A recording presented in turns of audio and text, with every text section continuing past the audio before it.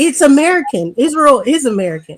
Okay. Mm-hmm. That's right. I'm trying to figure. I thought it was the whole Bible thing because I'm trying to figure out why. No. No. Rothschild family went over there and Not said at all. that land's gonna be called Israel, and or it's gonna be called. They bought the land, the Rothschild family, and what they did was being puppets because they're not even really in control like people think they are. However, they are one of the richest families, though, over $500 trillion, because that Federal Reserve Bank belongs to them and I think Rockefeller. Mm-hmm. Used to. Why you say used to, brother? It's been liquidated. What does that mean? It's gone. The Federal Reserve is done. So what you're saying is, Dulcie, you said they're Americans, so they're not really. So are they fake or fake Jews over there? So she's talking about the establishment of Israel. 1945, the United States got with Britain and France to form the first, convene the first United Nations meeting, where they established the United Nations, drew up the charter. America was not allowed to be, because of the Constitution, an official member. Right. So they became a permanent seat as a guest on what they call the Security Council. Mm-hmm. So once they got that, they started going and recruiting other nations, and they had 10 destinations, 10 areas around the world that they picked to set up and establish the state of Israel. Right. This was the continuation of World War I's Balfour Declaration, where they agreed to finance the war if they would establish the state of Israel. And so they carried it out. In 1948, they went in. Back then, the West Bank was half Egypt and half Syria, I think. And they bombed the shit out of them. And then they moved all of the refugees from Germany and Poland and all that to set up the state of Israel over there. That was actually the lines of demarcation for modern Israel was carved out by a Negro. Mm-hmm. I think his name was Ralph Bunch, if I'm not mistaken. But he was the one that went over there, and it was because of his report that they settled on putting it in the Middle East.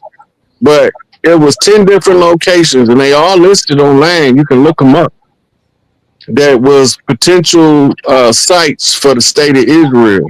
So this might help you. What this showed was there were Palestines over there. Well, okay, the land first thing you said Palestine, Dots? Yes, that it was called Palestine. That's correct. So after the war, right? As a way, well, how history kind of purports it is that after the war, it's this thing of, oh my God, we feel so bad. Germany, how dare you? Look what you did during the Holocaust to these Jews. And Jews, the Ashkenazi, those that identify Israel, not those that you would say look like us, but like Ashkenazi Jews, and even some Sephardic, needed a place to go. And so, ultimately, he's trying to break down how it happened, how the land was chosen. But ultimately, from 1946, where you see the territory listed as Palestine to where we are today in 2025, Palestine is pretty much wiped off the map. And he's giving the reasons why that is. And I think that's causing a lot of wars over there, too, between those. Well, it's occupied land. Any territory that's occupied by a foreign force and the original people is still resisting the foreign force, that war not over until the original people are either totally annihilated or they surrender or they leave. That's the only way you can take somebody else's territory. So what Israel been doing is creating conflict. We got to remember, the CIA and the Mossad, the KGB before the fall of the wall, MI6, MI5, all of them work together to fund, finance, train these people that they keep telling us the terrorists. They the instigators of the warfare, the conflicts. And all of the money, most of the money that comes from for funding them come from over here. That go for Al Qaeda, That go for ISIS. ISIS was created and funded under the Obama administration.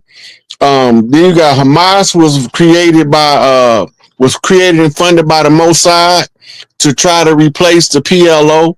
All of those so-called terrorist organizations, and we forget that when Russia was fighting the war against Afghanistan, America was financing the Mujahideen, and then they turned around and that's who we was going to war with. America was going to war with the Mujahideen when they was bombing Afghanistan. Now they taking all this money over to Afghanistan with no cause. Nothing. Who they owe that money to? Why they giving them all of these billions of dollars? Because it's more than millions. They was taking over like what's it say, $50-60 million a week to Afghanistan. Who you giving it to? They was giving it to the farmers that they was paying to produce opium poppies so that they can flood the American community with heroin. And then they found out how to refine heroin and turn it into some other stuff that they call fentanyl. And weren't all those Mujahideen, especially in Afghanistan, I know Osama bin Laden, when they trained in School of America, and when they given the medals of honor. The CIA set up a military training resistance in Iraq, because Iraq was America's ally at the time. And the United States military was training the resistance of the Mujahideen to fight against the Russian forces that was coming into invading from the north.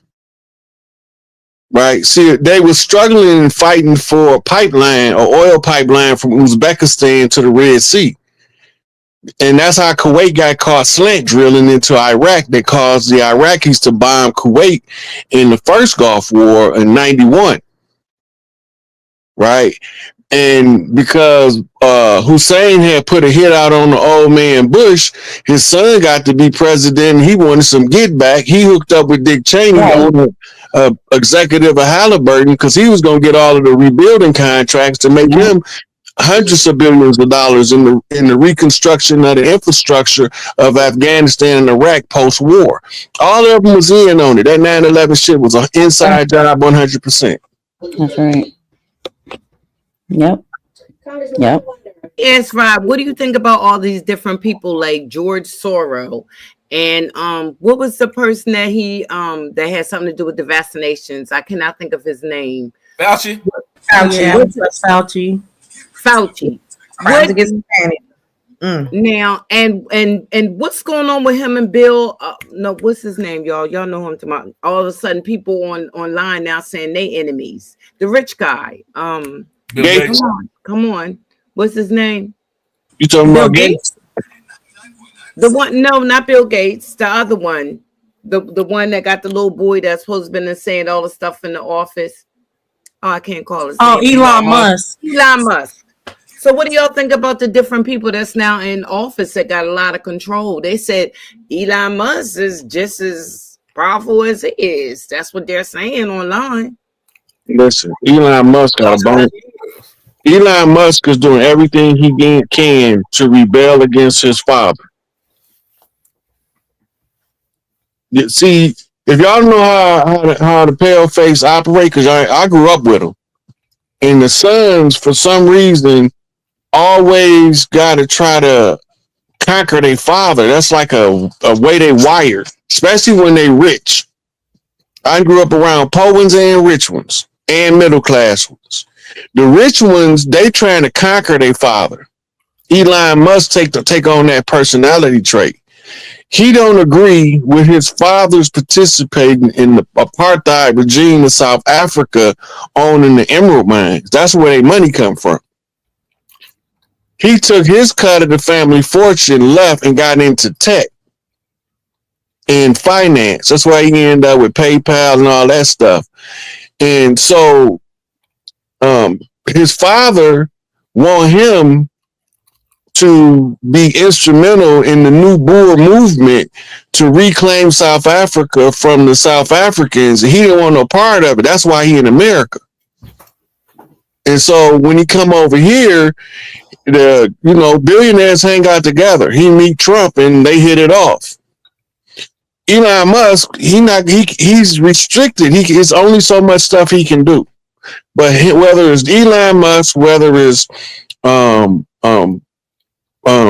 Trump, whether it's Bill Clinton, no matter who you see in Washington, they're a puppet. Right. And don't none of them call no shots. They just taking the credit for everything.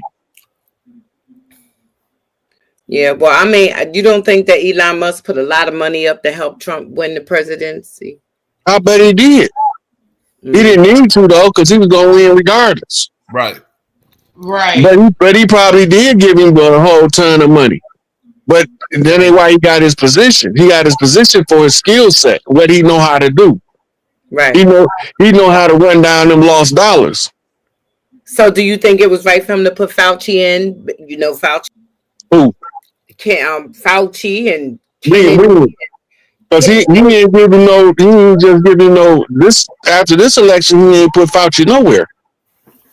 Yeah, he just pardoned Fauci, so now all the things that were going to go against him. No, that was Biden that's supposed to pardon. Yeah, pardoned him before he left, but he's not in no position. Oh, right he's now. Not. I thought Fauci had a position. Kennedy. He gonna have a position. Kennedy that has the position on health. Who? Yeah. Who Kennedy. Is it? Kennedy. Yeah, Kennedy. That's what look, say, Look, Fauci gonna have a position, but it ain't gonna be what you think. Well, I mean, what the heck do Kennedy know about all that he got the position for? But I'm saying his family talked about him so bad during the election. I mean, his family say he's a complete opposite of his father. His family came on talk. I don't know if everybody's seen it, but his family talked. They talked some talk about him. Well, people are going against him because he's against Big Pharma. Like, he's taking on the major number one enemy of the state. So, I mean, like, I'm for him. Hey, let's track that about Big Pharma. Not just Big Pharma, the food too. But let's track. He's talking about how health. It's not supposed to be maintained by the amount of pills, by the amount of shots that they put in people. It's about how you eat, how you live, be healthy. That's what Kennedy is for. That's why he was put in that position and going against Big Pharma. And that's why all the people that are falling under Big Pharma is going against them, calling them crazy, saying, oh, he don't know what he's talking about, all this other stuff. When he said, oh, Black people have strong immune systems. They're not supposed to. Yeah, Angela also works being from Maryland. It was like, girl, what are you doing? Wait, say that again. Say that one more time. No, I said Angela also Brooks is from Maryland, so it was just kind of like, girl, what are you doing? Like, what? Oh yeah, wait, say that one more time. Kennedy said Black people's immune system are strong, and they're not supposed to be taking all these vaccines and all these shots and everything. And Black people were in an outroar about it. Like, how dare he? How dare he say that? He doesn't want us to be healthy. Right. Our systems is. We are not created equal. Our systems is different. We shouldn't be taking the same thing that y'all taking. We different. Right. I'm with you on that, Nene. Go ahead, say it, girl. I mean, these people, for real, people that look like me, some of y'all need to get it together. Okay. Mentally. But it's the propaganda. We fall for the propaganda so fast. It's just like all you have to say is, oh, they're against us. He's trying to have us die quicker and everything. And everyone's like, oh, Kennedy is horrible. And they're not even listening to what he's saying because he's trying to bring in natural healing. I remember that. That was crazy. Did y'all see that video of okay, hold on. I want to show y'all a quick video. Tell me what y'all think of this. Because, you hear oftentimes about Trump being racist and X, Y, and Z, all right? So, wait. 1 second. Don't start. I've been nice to Trump now. Don't get me started. I've been nice to Trump. No. This is with Angela. So what I'm hearing is everybody's feeling like Trump is starting off good. That's what it sounds like to me. Well, no. You know what I would say? I think that, and I always say this, I think that he's doing what he said he was going to do. And, and I've said this before, I think that, they're, in my opinion, they're all demons, right? I just think that people are used to the demon that you don't know or the devil you don't know. We're used to people coming in front of us, smiling, shucking, and jiving, and saying what we want to hear, and then behind the scenes, going about it as usual. Whereas you have somebody saying, "Oh, this is what I'm going to do," and he's actually doing it. I mean, like I don't. For me, I'd rather operate with the devil I know than the devil I don't know. But that's just me. Well, I still, I don't know what to believe anymore and what not to. And I'm trying to figure out which is correct and which isn't. You know what I'm saying? I don't know the fake news from the real news anymore. I just gotta just wait and see what happens.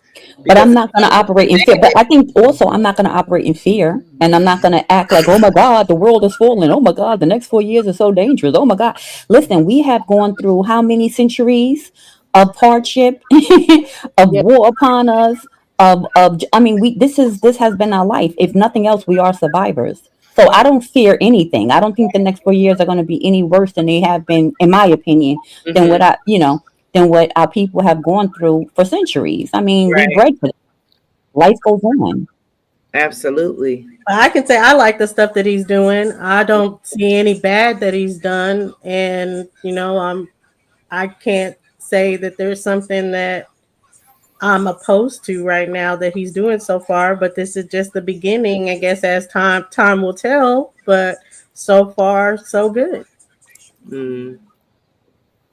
Well, like I said, I have to admit that I agree with some of the things that he's trying to do. But I also was wondering why ever if he's seeing that the prices are going up on foods and things like that, what is he doing to try to bring it down? Is it because we usually do trade with different countries? You No, know what I mean? And now excuse me, he's stopping the trading. So now it's not enough coming in, so it's making things go up higher. I've been trying to figure out how why this you is going you on. got to know how inflation works.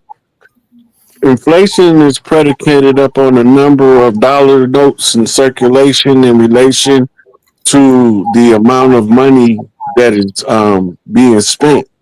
When they call themselves adjusting the interest rates, they changing the value of the dollar at its source. That's why back in the 50s or 60s, a candy bar was a nickel. They $2 now. Uh, Everything over a nickel is inflation. And inflation is a side effect of fractional reserve banking. It's the hole at the bottom that keep leaking, and they instead of patching it, they try to make it worth more on the top. It's illusionary theft.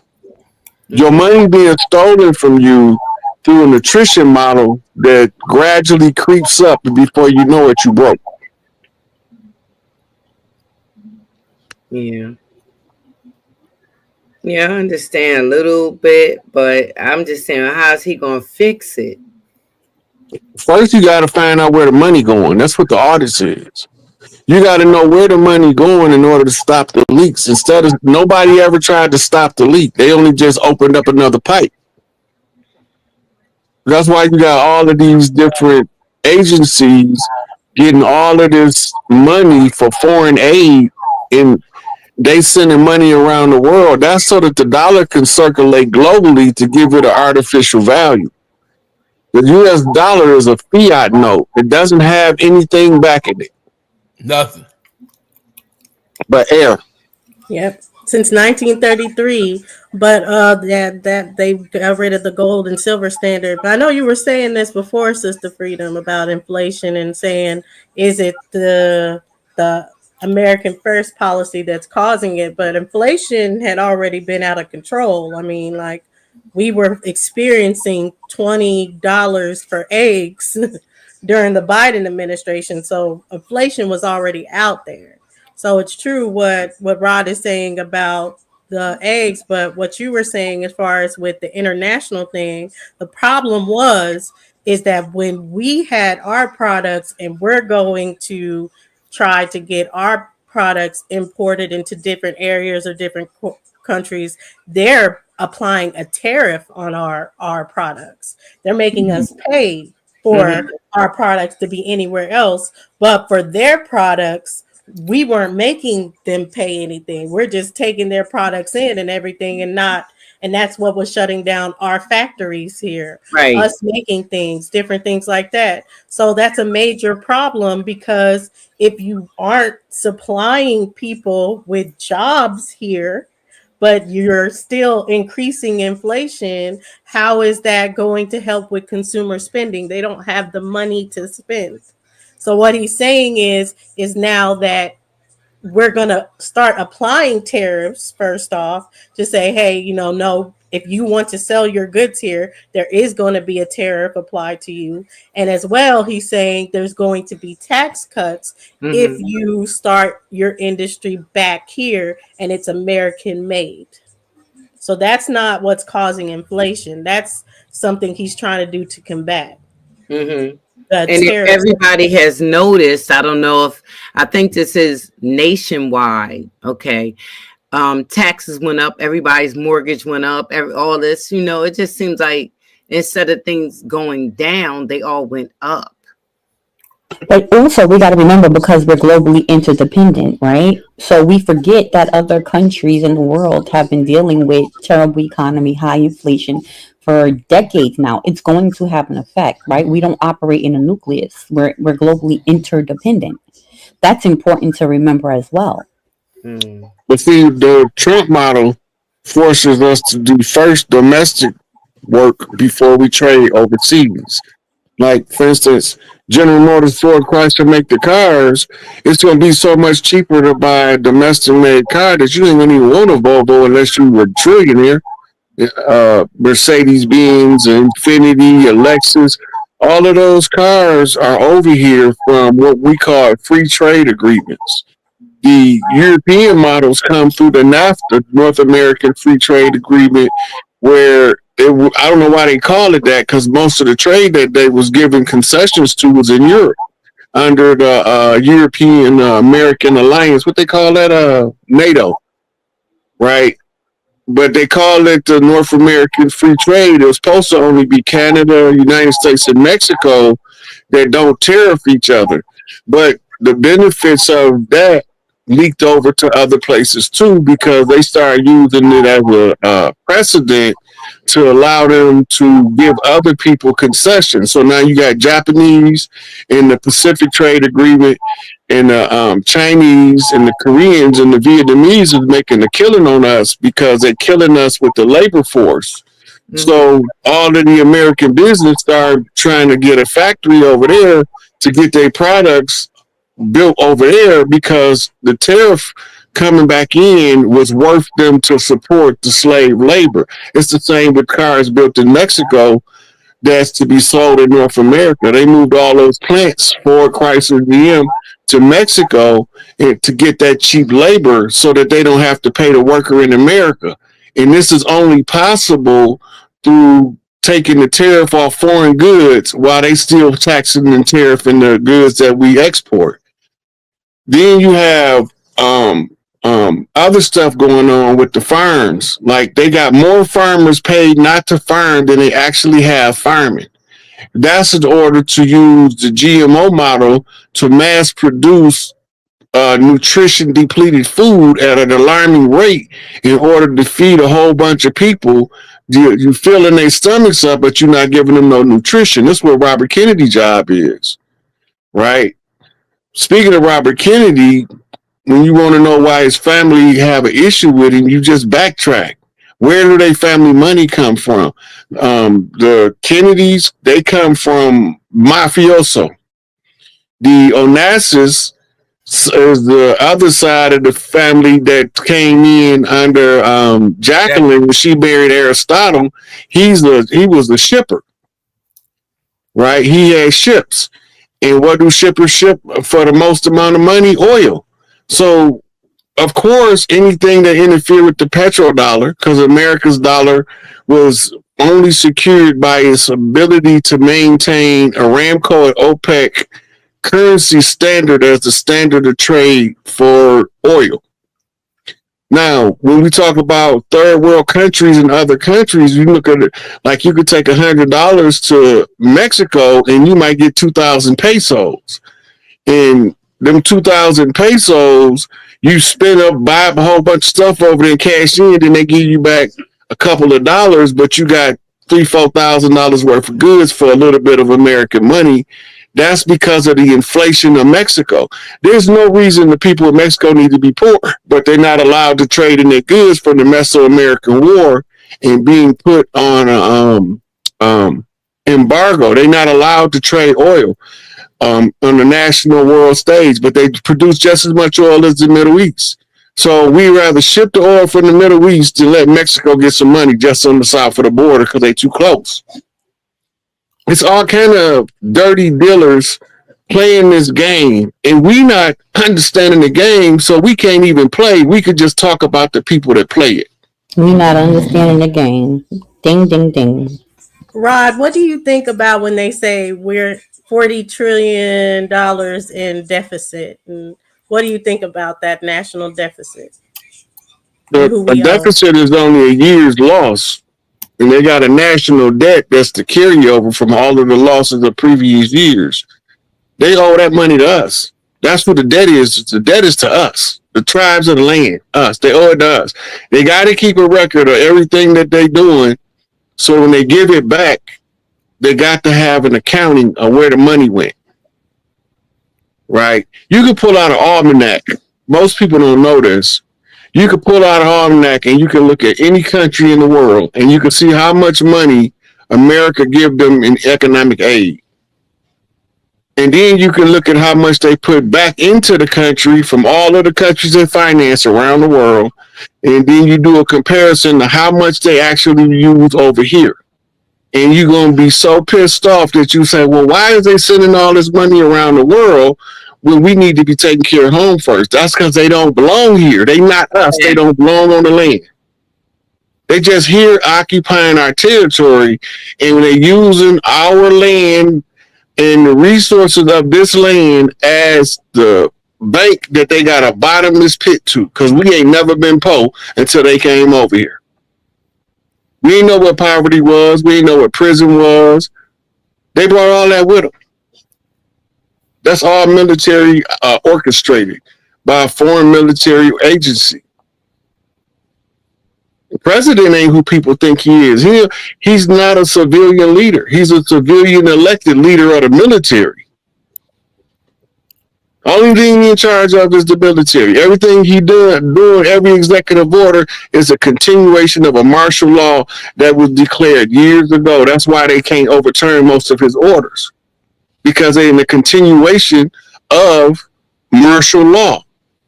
We don't even know we under martial law, been under martial law since the gold collapse. We've been in the police state, occupied territory. If you don't understand occupation and being occupied by a foreign agency, you will never understand what's going on in this country. I wanted you to see that. What I put up there. Look, they produce so much more. That's pennies. That's pennies. Go look at the value of oil that they produce. Where is they in the ranking of oil producers? Just because they give one country some oil, that don't mean they have free trade. Mexico does not have free trade or they be rich. Look at how much nickel they produce, cobalt. They've got a whole lot of resources, but they ain't got no money. This is what I'm making reference to. That Cuba had been under embargo since the 50s, and they was making trade with China and with Russia. Just because they're under embargo, there are certain countries that doesn't have to honor that.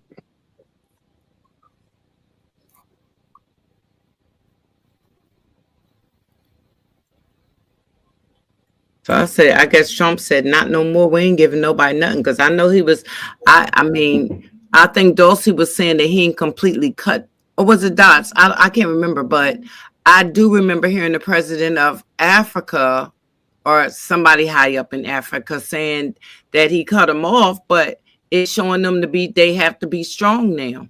They got to get up on bootstraps. And you hear what the other African leader told him? Why y'all mad? That ain't your money. Right.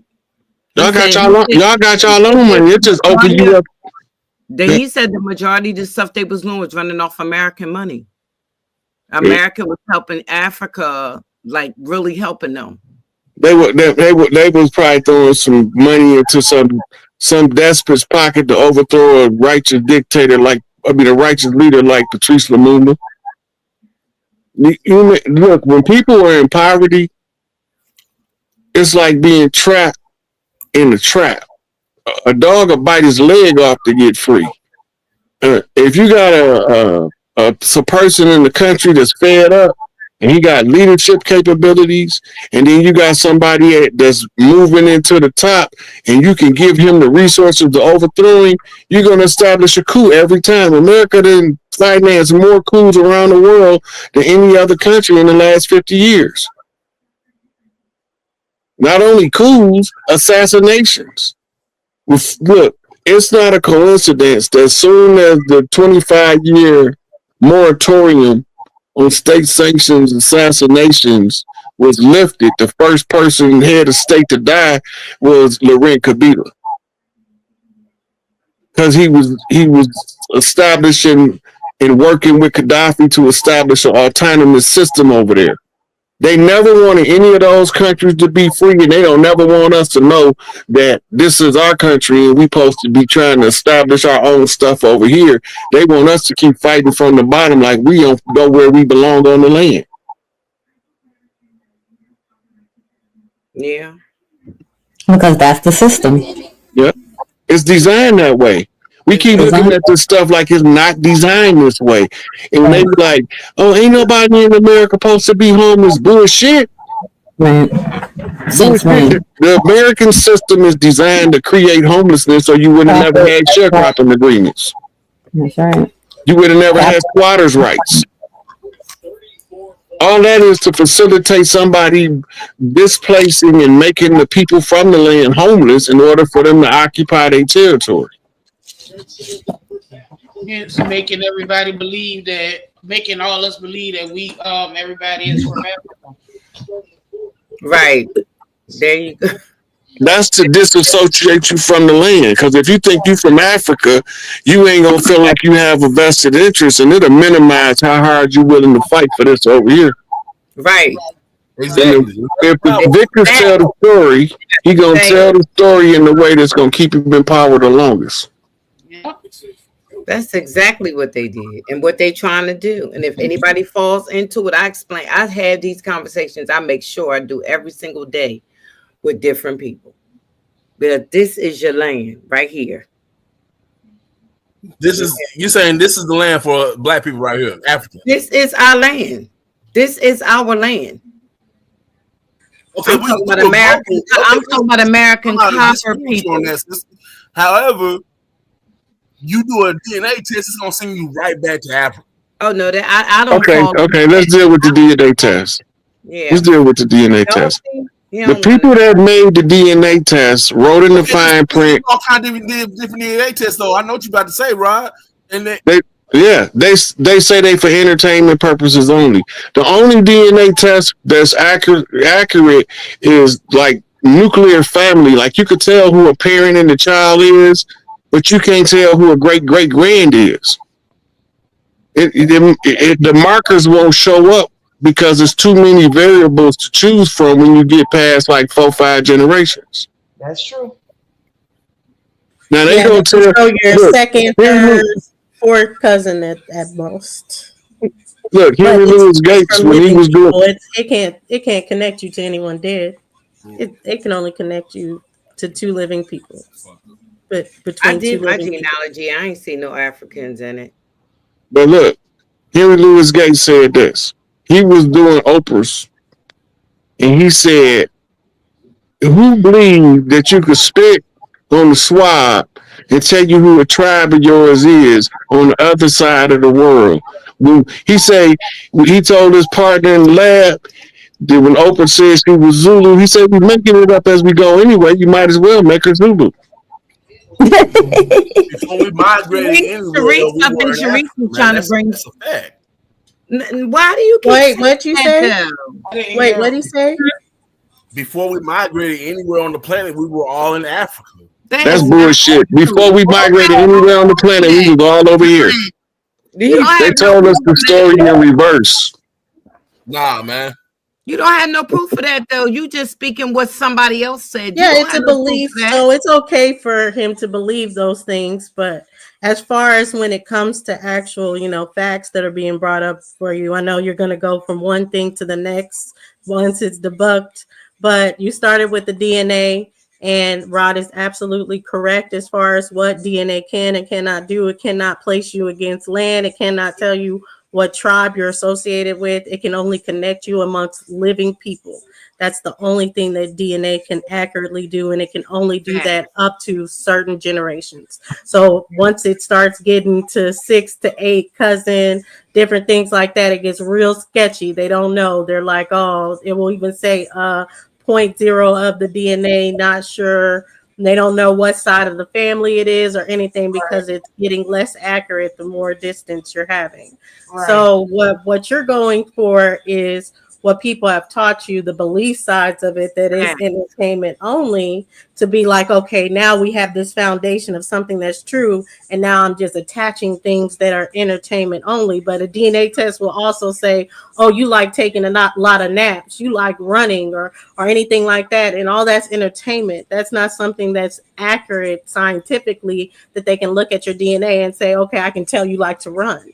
It's just something that they're putting together for enjoyment of people so they can look at those things. Only actual thing that it shows on your DNA test is your family members that you have. And with that being said, they tell you that you can guarantee up to the second cousin that's your family. Everybody else is questionable. So if you think about what they're saying, if they can only do but so much, how do you expect them to be so accurate on where we came from? Think about that. That don't make sense. It's impossible. Sister Freedom, I'm sorry. Is it okay if you just share my screen briefly? That's what I was trying to say, Sharice. I've seen this done. I was like, I think Sharice. I want to ask Rod Hayes about. How y'all doing? Hey. Dean, wait a minute. Well, hold on, Sister Freedom. Hold on. Okay, she brought up it because she wanted to ask Rod Hayes a question about that. Let them exchange about the video before we go on and go ahead. Okay. Yeah. I think that was a perfect segue. Obviously, If y'all not talking, can y'all mute up? Sure. Yeah, I think it was a perfect segue, obviously, since we done went into this conversation. I just wanted to talk to you about this this clip that is going around on Instagram, and where did that come from? And I mean, I was dying laughing, and I thought it was amazing, of course, but I mean, I just kind of want you to speak to it a little bit more. Did like someone pose a question to you in your chat, and then this came out, or you were just speaking and just letting us know what time it was? I was at the time under a full-fledged assault by some Moors and some slave ship Africans, and they was all in my comments trying to convince me we from Africa. And they pissed me off, so I told them how I felt. I don't mind y'all being here if y'all from Africa. We've been intermarrying Africans for thousands of years. That ain't nothing new. But the core stock of who we are always been here.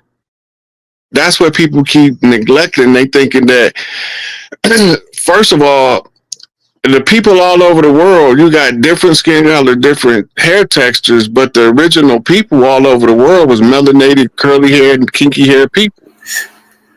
And the people over here fit the same mold, whether they was Mayan, Aztec, Inca, Toltec, it don't matter. Old Mississippi and Cherokee, Choctaw, Chickasaw, it don't matter. The majority of them was very dark. You had some that was very dark with straight hair, and you had some that was very dark with very kinky hair, and then you had the ones in the middle. Hair textures in the middle. Then you had skin tones from high yellow, red bones, yellow bones, all the way to the darkest of chocolate. We was already here. We didn't see people by skin color until the English brought their caste system and a military strategy, and this military strategy is white supremacy. So this is what we've been fighting, and then they mix on other people, some Negropeans in with us, like we not gonna know them when they don't even vibe on the same frequency that we do. They got a whole different way they do things. Then they was switching the babies out in the hospitals. Everybody think that was just happening to pink folks. That was happening to us too. All they got to do is find two parents with similar phenotype, and they gonna switch the baby for their nature versus nurture experiments. All of this stuff is all in the books. Everybody meet up while Roddy's talking. We can still hear like something beating in the background. Yeah. Sorry about that, Rod. Yeah. So when they got in my comments talking about, nigga, you know you an African. I ain't no African. I don't have no problem with Africans, but people believe because I say I'm not an African that I have a problem with Africans. I love Africans. I just don't love them more than I love me. I'm just not African. That's not a fault of man. That's just who I am.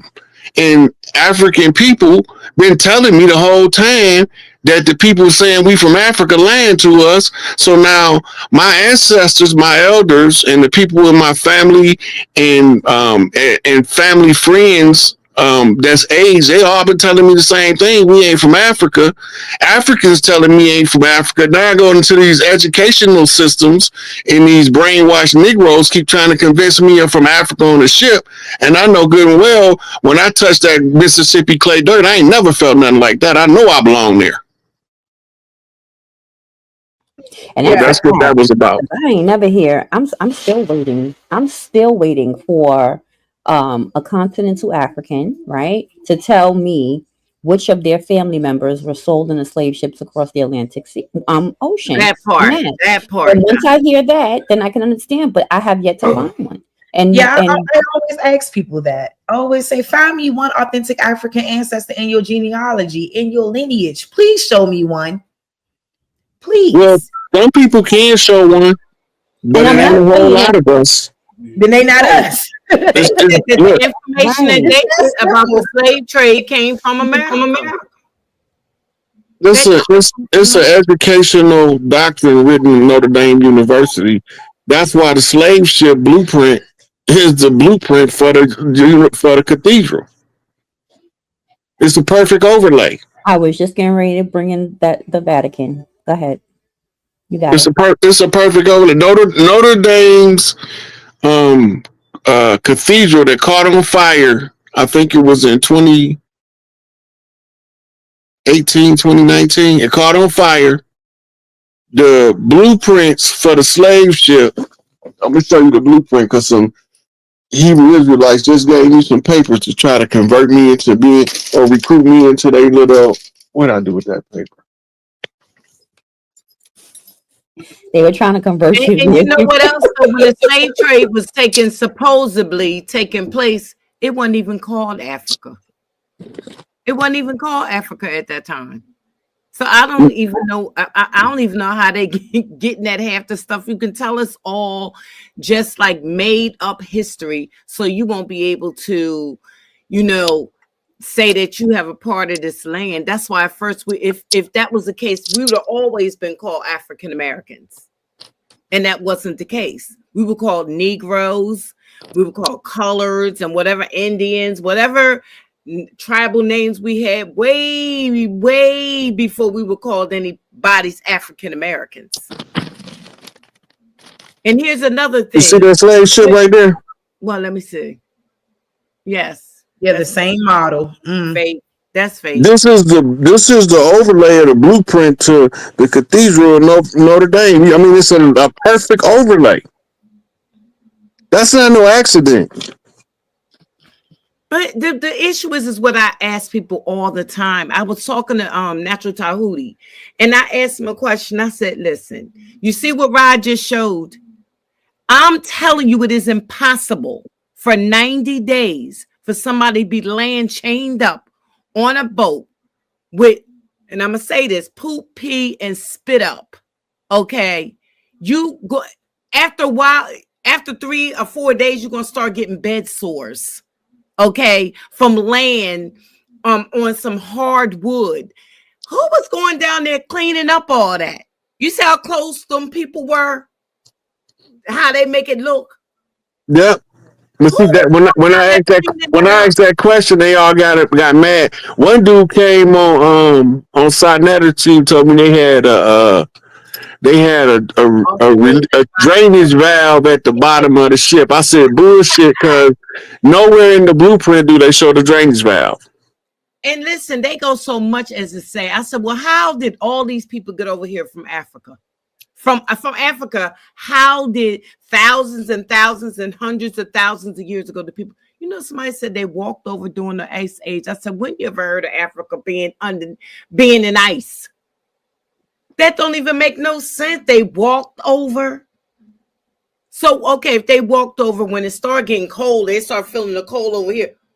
What they wrapped themselves in? What did they eat, drink, and all that when they walked over? That don't even make no sense to me. Just like the whole boat ride. Their bodies they'd have been halfway dead by the time they got over here. They'd have been dead. All of them would have probably been dead from the smell and the suffocation of the urine smell and the feces and all of that. It's just would have made you so sick that you would have just died. You been on a cruise before? Oh yeah, I just came off a cruise, and okay. Hold on. Slow down. Look, I want to go walk through this cruise for a minute, just to give people some understanding of what it takes to move a mass amount of people. You know how many people was on the cruise? A lot. The estimate? I really don't know how many people, but it was hundreds. I do know that. Okay, let's just say 500 people. Okay, now, do they got a full kitchen on the ship? Yes. And they got a full dining room on the ship? Yes. Okay. Who was cooking and who was running the mess hall for all these slaves? Who was chaining them and unchaining them for their meals? That's if they was using a modern cruise ship. But that wasn't back then. They only had wooden boat. Exactly my point. Exactly my point. They didn't even have what we have now. You can even look it up when the first ship was even made that ran by like how we have it now. You could look that up. They didn't have that back then. The numbers don't match. It does. And if you laying on something that hard, try it now. Even when you sitting on like a stool and it's hard wooden, you got to put a cushion or something because it'll start hurting you where you got to move around and it just doesn't work. Your body don't work like that. It is hard to break it down. Yeah. It just don't make. I work with people with how bed sores start and all of that. Yeah, great. Yeah, for sure. Dean, what were you saying? Sorry about that. Come on in, Dean. I was just saying hello. I just What's wanted up? to ask. Hi, Dean. My question to each one of y'all is how y'all